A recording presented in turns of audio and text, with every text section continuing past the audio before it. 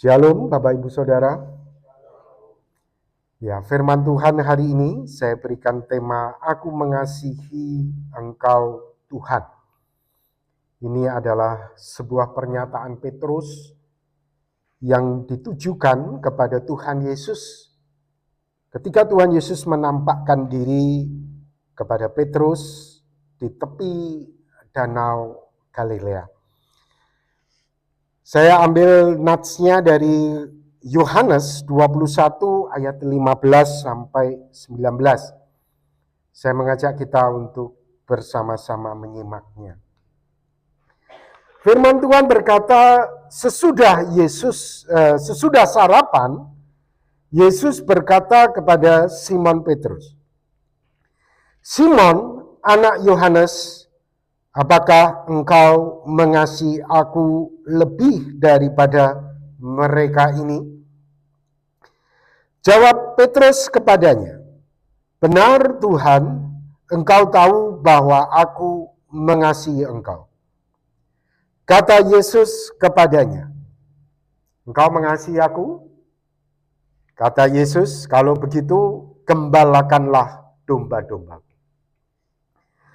16, kata Yesus pula kepadanya untuk kedua kalinya, "Simon, anak Yohanes, apakah engkau mengasihi aku?"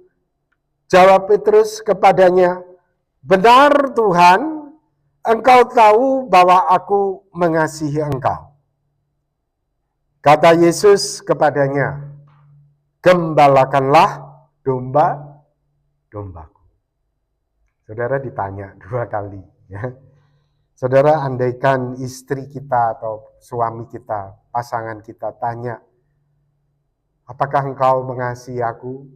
Terus kita jawab, "Ya, aku mengasihi." Tapi tidak lama kemudian tanya lagi, "Apakah engkau mengasihi aku?"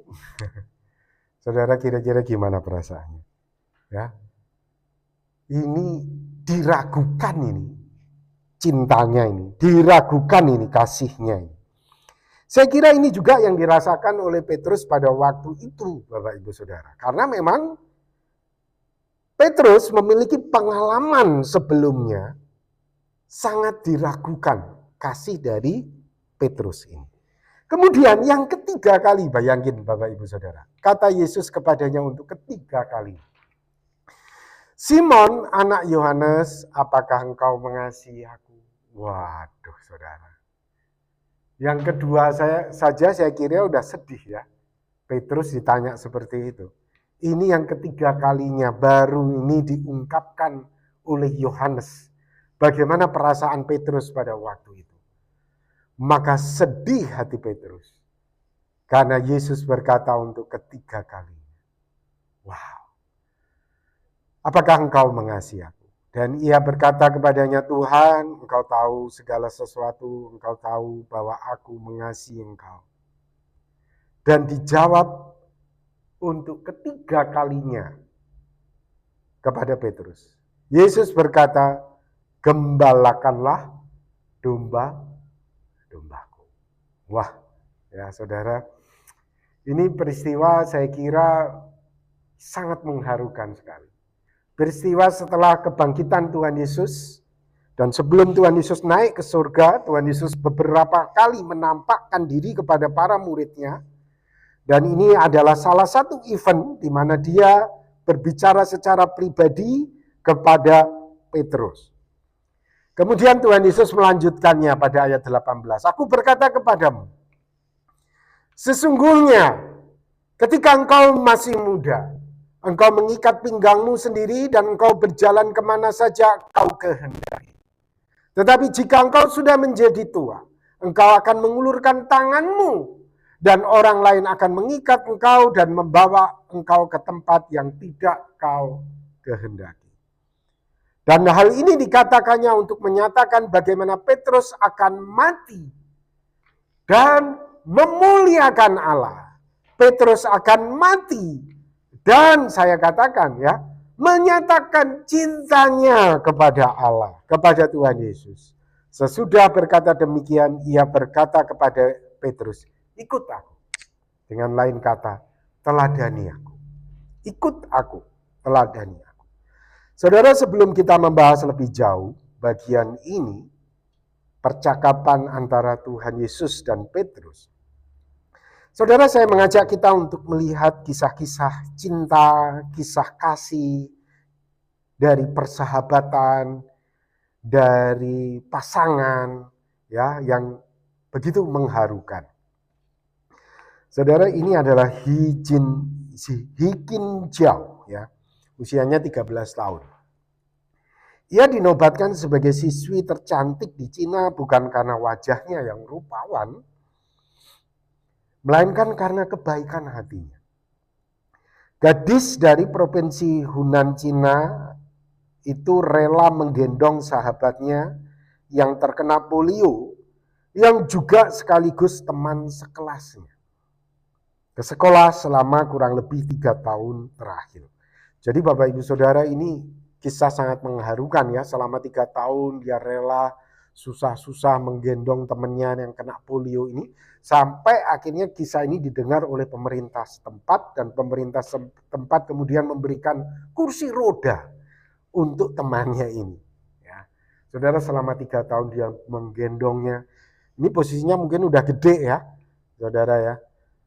Tapi mereka kalau ketika kondisi kecil gitu, mungkin mereka memang mampu ya untuk menggendongnya selama 3 tahun. Saudara, ini ada kisah lain lagi dari Filipina. Pernikahan dari Roden Go dan Leisel Mai ya. Nah, ini mereka sudah merencanakan untuk menikah, tetapi kemudian pasangannya yang laki ini dinyatakan terkena kanker stadium 4, saudara, dan sudah hampir meninggal. Tapi perempuan ini tetap mau menikah dengan pasangannya ini. Dan akhirnya betul-betul, saudara, 10 jam setelah pemberkatan itu suaminya meninggal. Ya, saudara, ini kisah cinta yang kita banyak temukan itu di dunia, begitu sangat mengharukan sekali. Ya. Namun di satu sisi ada banyak juga kisah cinta di dunia ini yang apa ya, yang benar-benar menggelikan. Kalau ini kan mengharukan ya, kisah persahabatan, kisah pasangan yang begitu sangat mengharukan. Tetapi ada banyak kisah juga yang dibilang cinta, tapi sangat menggelikan. Nah, ini contoh ya Bapak Ibu Saudara. Saya katakan cinta yang cinta menggelikan begitu ya. Yang tanpa kita tidak sadari seringkali itu juga ada di sekitar kita. Nah, ini saya berikan tema seperti ini. Inikah cinta? Ya. Dia berkata, aku mencintai istriku. Namun aku itu tidak menikmati kebersamaan dengan dia. Aku tidak ingin berbicara dengannya. Aku bisa pergi berhari-hari tanpa memberitahu dia. Namun aku mencintainya. Aku berbicara dengannya itu biasanya karena aku minta sesuatu atau hanya beberapa detik sebelum makan. Aku berbicara dengannya, seringkali pikiranku itu mengembara. Jadi ngomong tapi pikirannya itu kemana-mana gitu ya.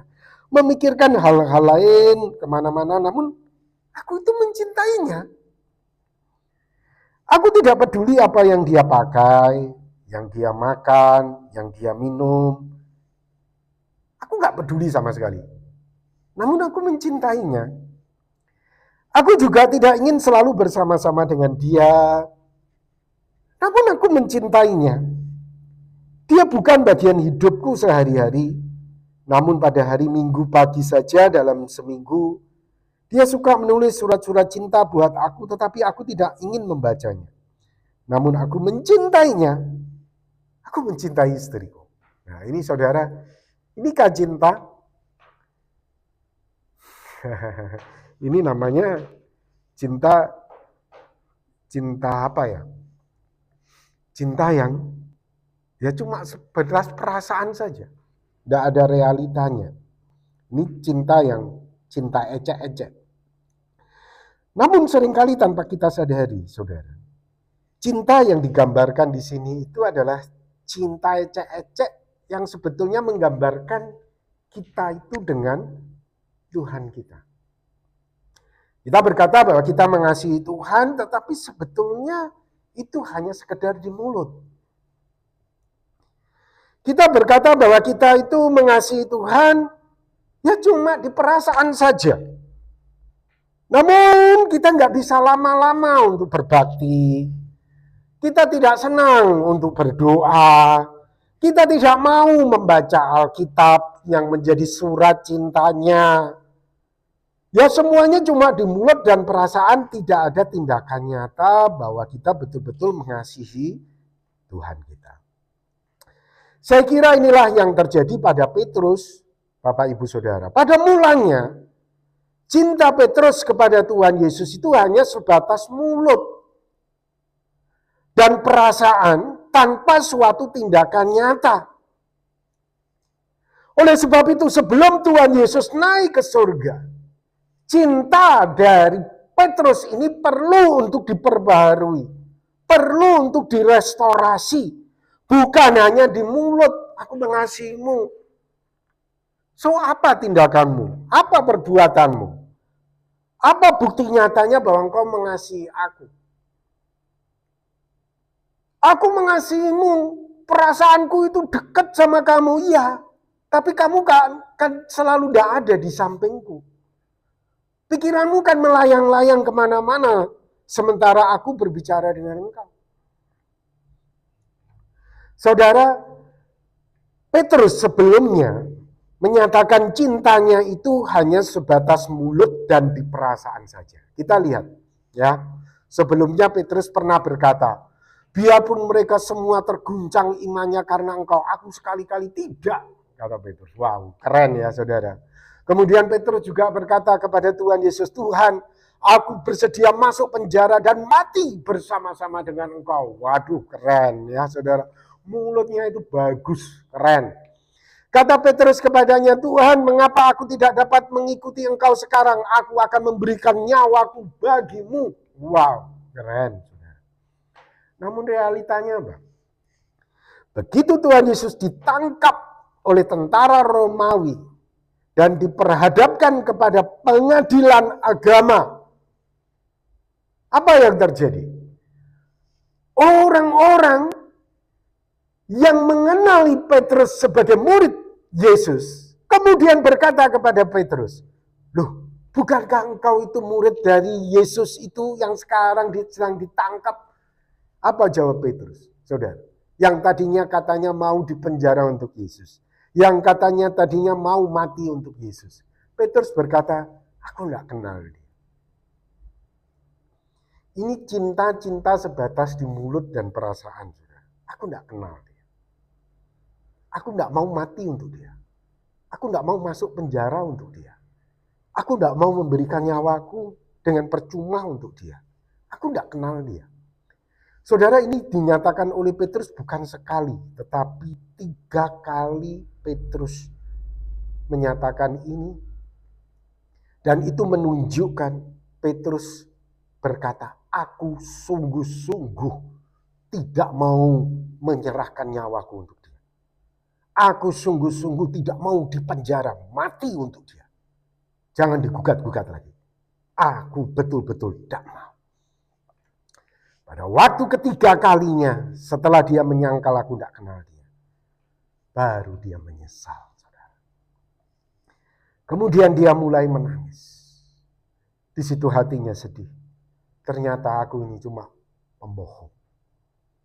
Ternyata aku ini cuma penipu. Semuanya cuma di mulutmu saja.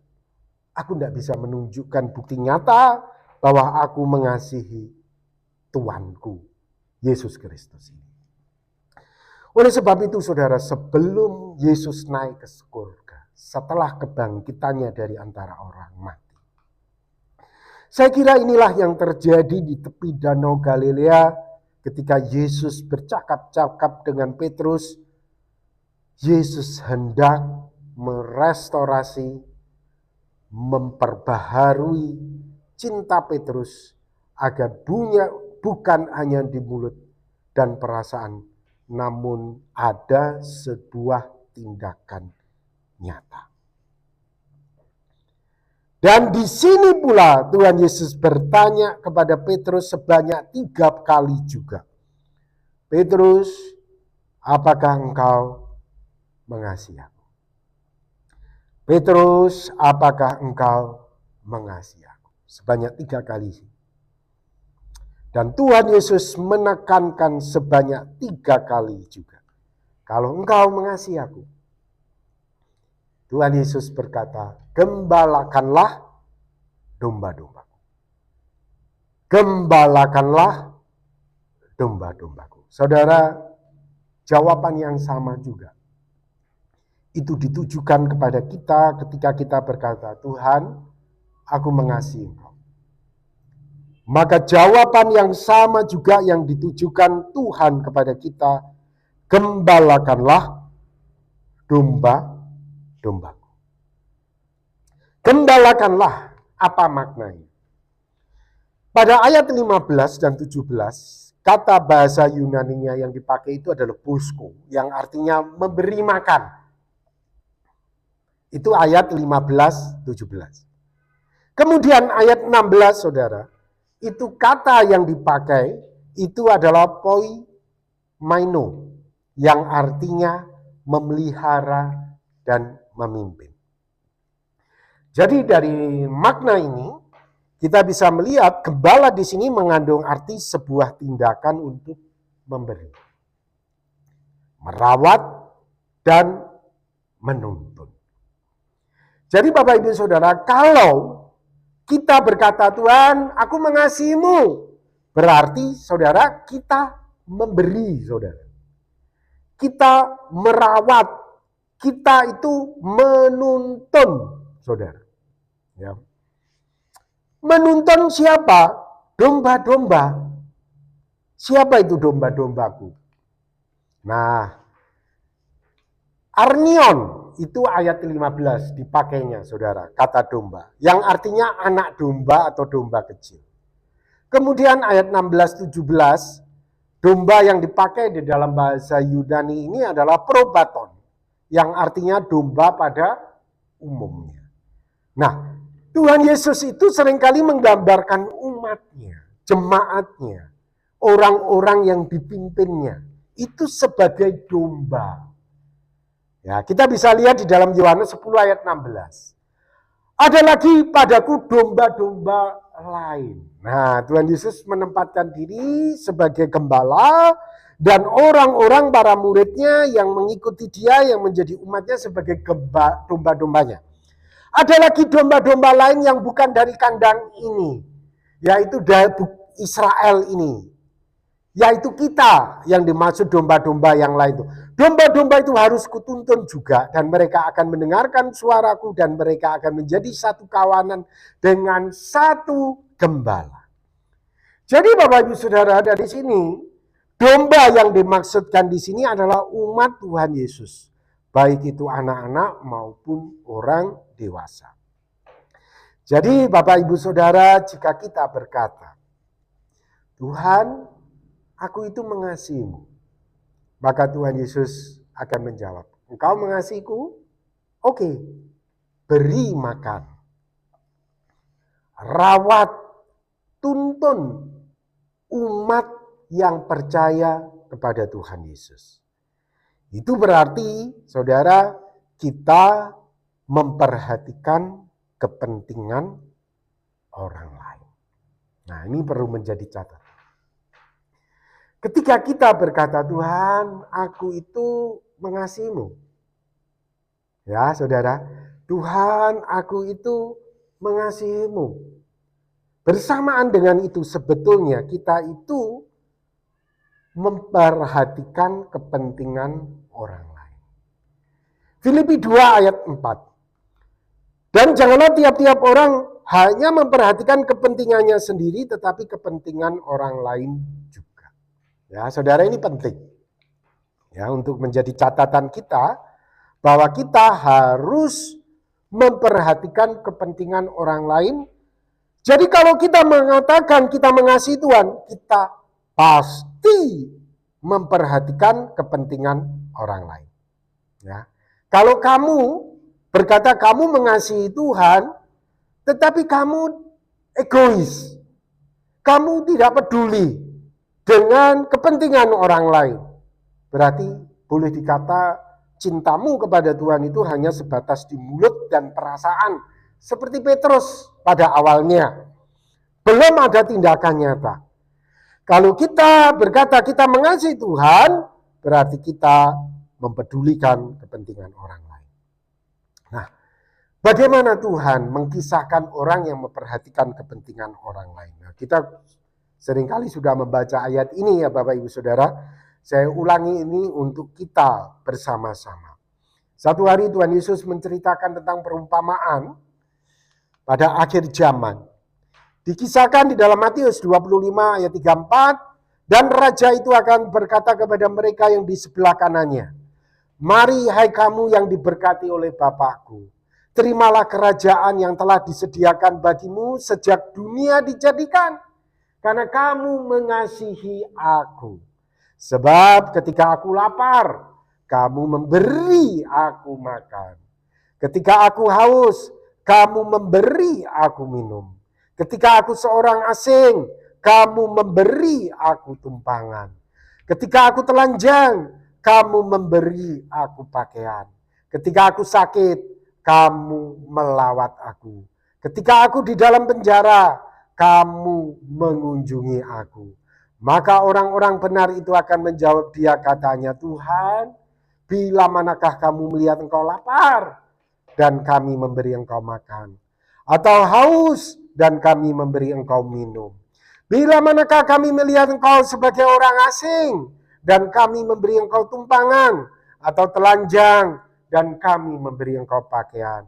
Bila manakah kami melihat engkau sakit atau dalam perjandara dan kami mengunjungi engkau? Kapan itu Tuhan?"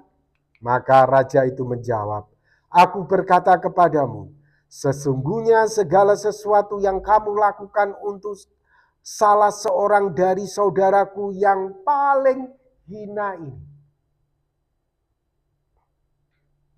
kamu telah melakukannya untuk aku."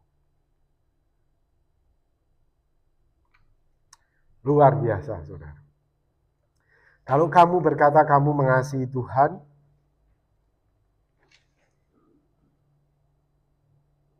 berarti kamu juga pasti mengasihi saudaramu. Dan saya ulangi lagi saudara. Saudaraku yang paling apa saudara?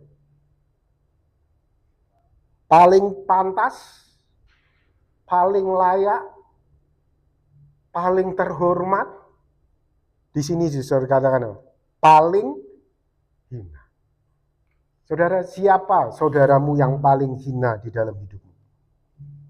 Itu adalah orang-orang yang melukai hati. Orang yang justru kamu pandang gak pantas untuk aku berbuat baik bagi dia.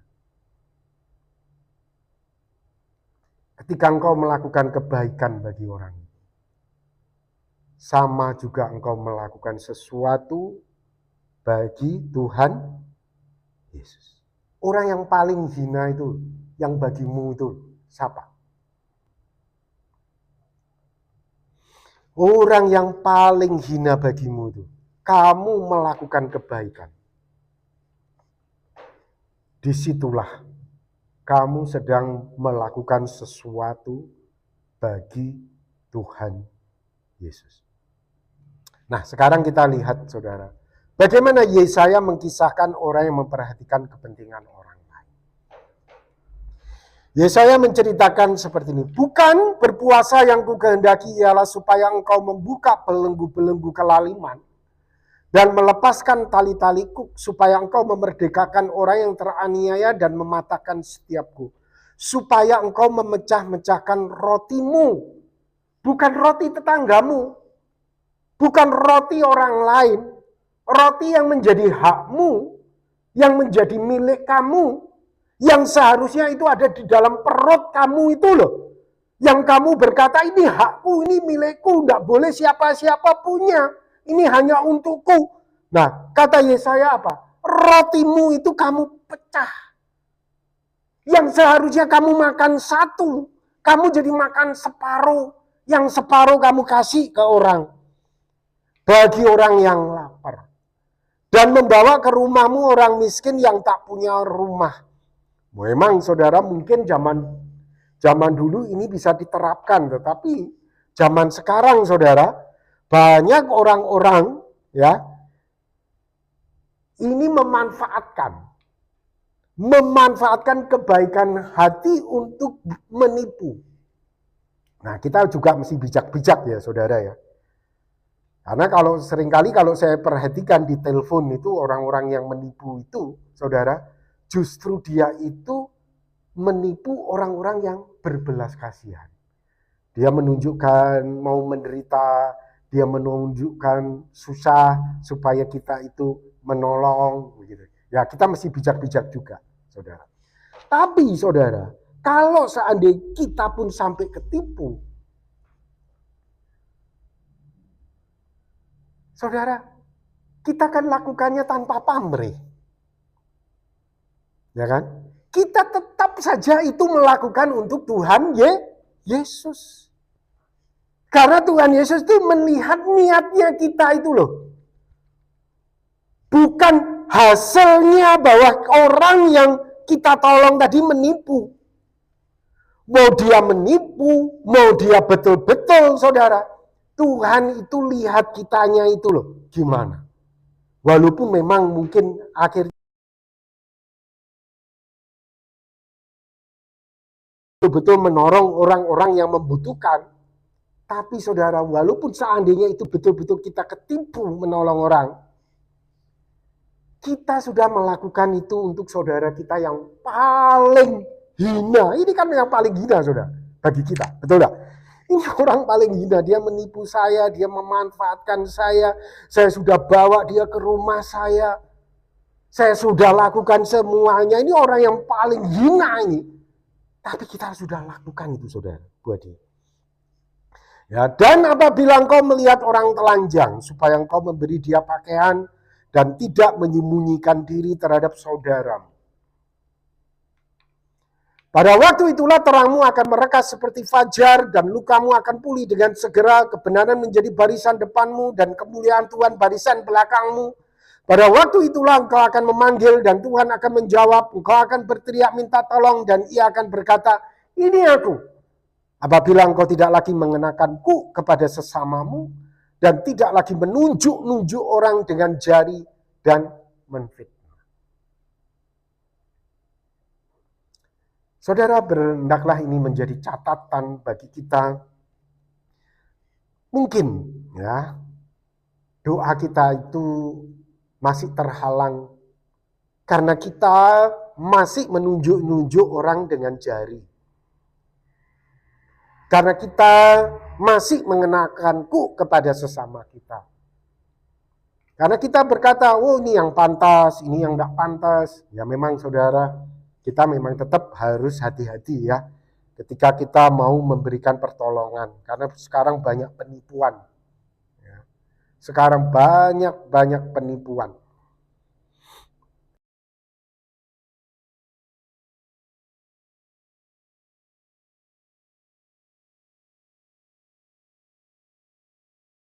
Kita yang paling hina. Ya, yang kita katakan yang sebetulnya itu nggak pantas tadi. Dan kita lanjut lagi.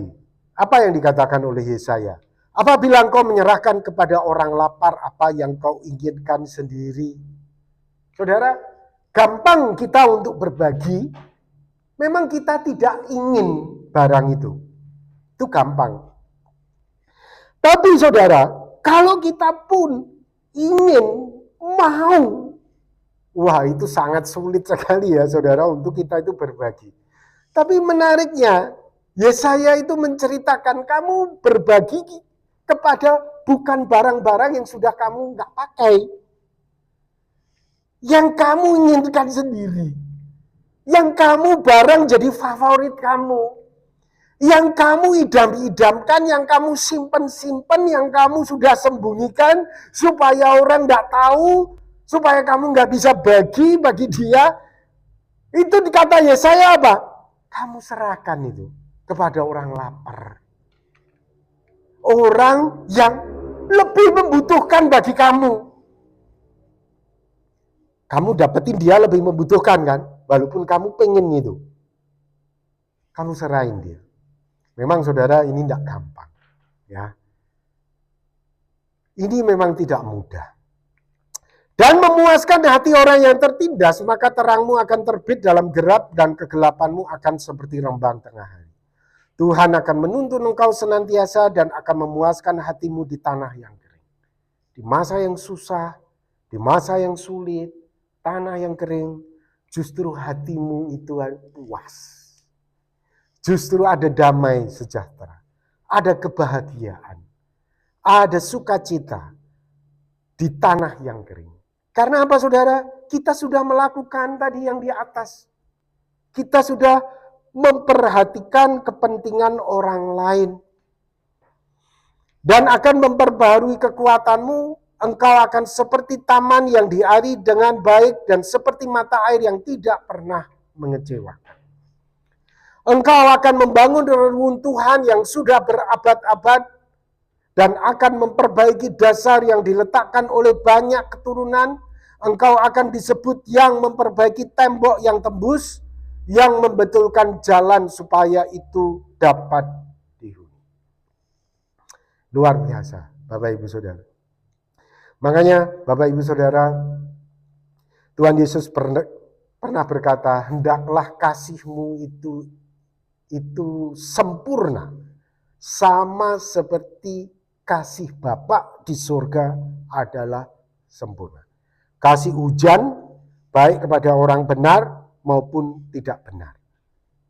Kasih matahari baik kepada orang jahat maupun orang baik. Jadi saudara, matahari itu tidak pilih-pilih. Hujan itu juga tidak pilih-pilih. Mana yang pantas, mana yang tidak, mana yang penipu, dan mana yang jujur, dikasih semua. Memang saudara, saya katakan ini kasih yang tinggi ya. Saya sendiri secara pribadi juga masih belajar. Terus berjuang. Untuk bisa menyatakan kasih seperti yang dimiliki oleh Tuhan. 1 Korintus 10 ayat 24. Jangan seorang pun yang mencari keuntungan sendiri, tetapi hendaklah tiap-tiap orang mencari keuntungan orang lain. Saudara, mau enggak kita kasih keuntungan bagi orang lain? Kita kasih keuntungan orang lain, kalau orang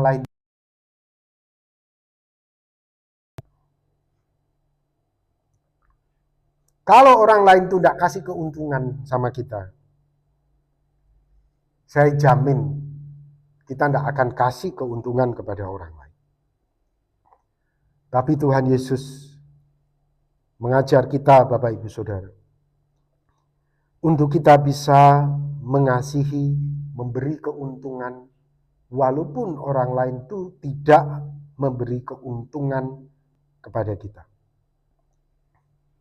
Itulah sebetulnya bukti bahwa kita mengasihi Tuhan. Jadi saudara, kalau saudara berkata, aku mengasihi engkau Tuhan, itu sebetulnya saudara berkata, aku tidak hanya mencari keuntunganku sendiri, tetapi aku juga mencari keuntungan bagi orang lain.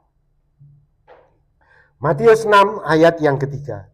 Tetapi jika engkau memberi sedekah, jika engkau memberi keuntungan bagi orang lain, janganlah diketahui tangan kirimu apa yang diperbuat tangan kananmu.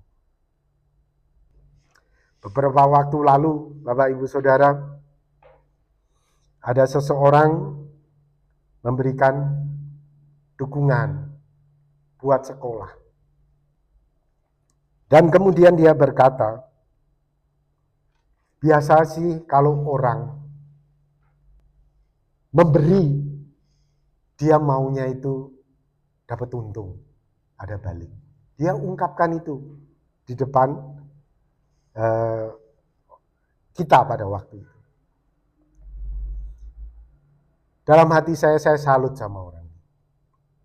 Dia mau kasih, apa sih yang dia dapat?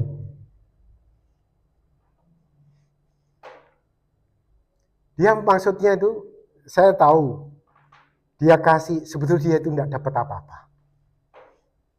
Tapi dia ungkapkan itu di hadapan kita, dan saya cukup salut dengan orang ini. Dia kasih buat sekolah, saudara. Apa sih yang dia bisa dapat? Namun sebelum dia datang ke sekolah ya, saya sebelum sempat ketemu dengan dia berkata, Pak Robi, bagaimana sekolahnya?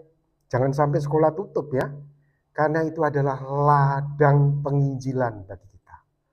Ladang di mana berita Injil itu harus disebarkan. Sebab saya dengar yang di Belitung itu hampir tutup. Jadi saudara, niat dia itu luar biasa. Dia mau kasih supaya orang-orang ini punya semangat dan sekolah ini tetap hidup, supaya berita Injil itu tetap diberitakan. Hanya itu motifnya dia, saudara. Dia berkata di hadapan kita pada waktu itu, kalau orang memberi, itu biasanya mau dapat balik. Pada waktu dia berkata seperti itu dalam hati saya, apa sih yang dia dapat? Dia kalau sudah kasih, dia tidak dapat apa-apa, saudara, saya kira. Namun motif dia itu cuma satu, supaya Injil itu tetap diberitakan dan banyak orang itu bisa mengenal Tuhan. Saudara, luar biasa. Jika engkau memberi sedekah, jangan diketahui tangan kirimu apa yang diperbuat tangan kanan. Saudara, kalau kamu berkata, aku mengasihi engkau Tuhan, berarti itu saudara berkata, aku mencari keuntungan bagi orang lain tanpa pamrih. Saudara, sudahkah engkau memberikan keuntungan bagi orang lain tanpa pamrih? Saudara, saya sebagai hamba Tuhan, saya menyampaikan apa yang ada di dalam Alkitab. Saya juga terus belajar untuk saya bisa memberikan keuntungan bagi orang lain tanpa pamrih. Semua kita belajar, dan saya berharap kita betul-betul didapati sebagai orang yang mengasihi Tuhan. Orang yang memberi keuntungan bagi orang lain tanpa pamrih. Amin. Mari kita akan berdoa bersama-sama. Tuhan, terima kasih untuk kemurahan dan anugerah yang Tuhan berikan, supaya kami bisa menunjukkan cinta kami kepadamu bukan hanya di mulut dan perasaan, tetapi kami juga memberikan keuntungan kepada sesama kami tanpa pamrih. Tuhan berkati jemaat-Mu ini, Tuhan berkati kami semua. Di dalam nama Tuhan Yesus Kristus, kami berdoa. Amin.